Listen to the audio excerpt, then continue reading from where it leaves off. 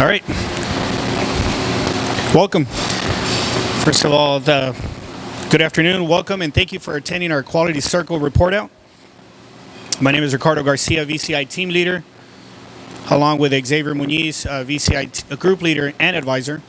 We have here Jason Valencia, Pilot Team Leader, Rick Steed, VCI Team Leader, Robert Rosas, VCI Team Member, Valdemar Belmares, FSCC Trainer, and Sarah Gutierrez, VCI Team Member.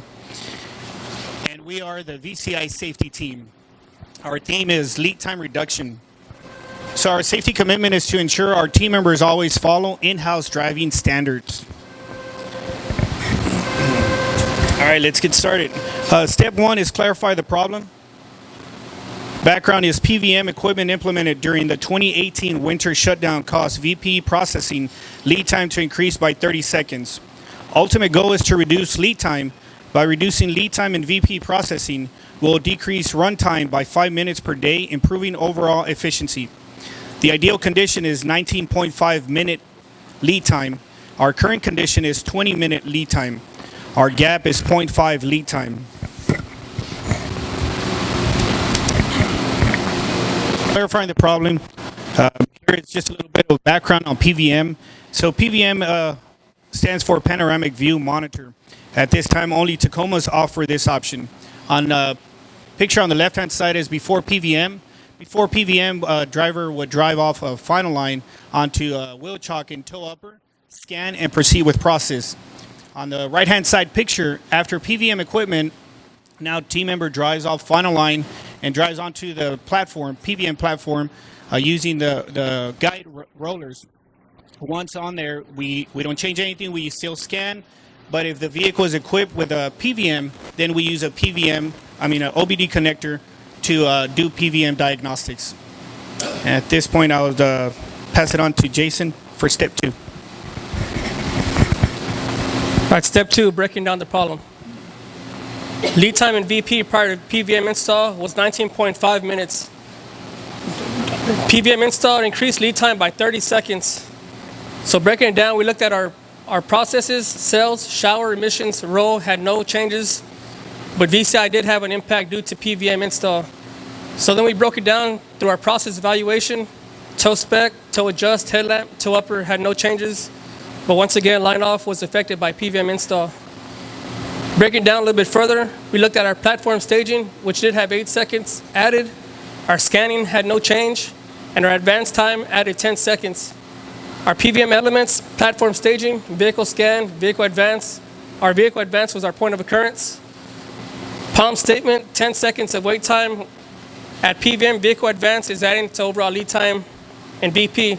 So you look at our picture here, we have a vehicle and our headlamp process, but there's no vehicle over our tow process. That's due to the wait time at PVM, which then does cause a domino effect of another no good condition of another vehicle waiting in back of that platform. Step three, set a target. VCI will target the reduction of 10 seconds overall lead time in VC through VP processing by Thursday, 1/31/2019. So currently our line off cycle time is 60 seconds. Our target's to get it down to 50 seconds, which then does have an impact to our overall lead time through VP. Currently, we're at 20 minutes. Our projected target is to be at 19.85. Our ideal condition is to be at 19.5. I'll hand it over to Rick Steed. Hello, good evening. Step four, root cause analysis. We broke it down into man, method, material, and machine. As you can see for man, we found that the team member in process is over attack time. Why? Team member is unfamiliar with the equipment. Why? Team members did not receive training before PVM equipment was implemented. It's important to note that this affects full time, but not the lead time. For method, we found the process is being followed as directed. Material, equipment, and tools needed to run process are in place and in good working condition. For machine, we found 10 seconds of added wait time at vehicle advance. Why? Team members now have to wait for a second advance light to advance from the PVM equipment. Why? New equipment was not in sync with the advance light given at toe upper, the next process. This affects both full and lead time. So next we're going to go over a short video where you can actually see the impact of this condition on our process. As you can see, the team member has a green light here, signifying that he's ready to move on to the next process. The other light is still red. We found that this can take up to an 18-second delay between these two lights depending on vehicle wheelbases. You can see the team member already returning to Final 4 to pick up the next vehicle, and will be coming to lane 1. And this truck still has not advanced onto the tow pit. So this adds, like I said, 10 to 18 seconds onto the process, which adds full time and lead time. So I'll hand it over to Robbie for step 5. Step 5, developing countermeasures. So as you can see, we developed 12 Kaizens. 8 have been completed and 4 were still in process. We touched base on man, method, material, and machine. Of course, our best proposed countermeasure was our machine method. We requested TEMA to sync the advanced light with tow upper. Step 6, see countermeasures through. So, of course, we requested TEMA to sync the advanced light with tow upper with the support of pilot, which was implemented on January 5th of this year. Subsequently, after that, which led us to request maintenance to also reduce the wait time at the advanced sensor at the next pitch at tow upper. With that mindset, we also did a trial super process to become more efficient with the equipment speed changes, which we implemented January 28th of this year. I'll let Valdemar go into more detail about this in step 7. Good evening, Valdemar. I'll be covering step 7. So for our confirm result and process, our first activity that we had seen through our Kaizen was to request TEMA to sync the advanced light at tow upper, which we had scheduled for the 7th of January. This process then led to our request for maintenance to reduce the advanced sensor at tow upper, which was also scheduled for the 29th of January. These two activities that we had Kaizen for our equipment then led to the trial of our super process. We noticed that the equipment change was a little bit faster, so we had to adjust the flow at VCI. We're working with the team members. We were able to route a different path for our team members, which reduced 4 drivers and 2 headlamp drivers down to 5 drivers total. So we were able to eliminate that one team member. Second part of our confirm results and process, again, our line-off cycle time target was 10 seconds, so we reduced it from 60 seconds down to 50 seconds, which led to an overall lead time in VP from 20 seconds to 19.6 seconds. Our projected target was 19.85. We were able to reach closer to our ideal target, actually, of 19.5.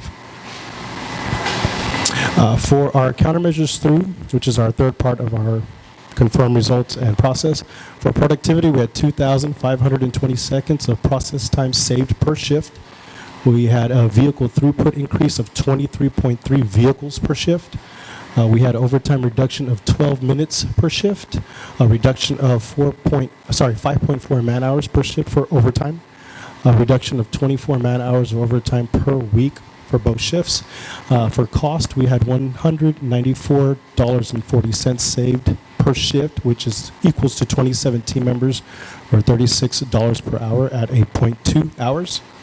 We had $1,940 saved per week for both shifts, and we had $93,312 saved annually. Now, if you take a look at the graphs here on the right, for our calendar year 18, we were averaging about 0.5, 0.6 overtime on top of the already production call overtime.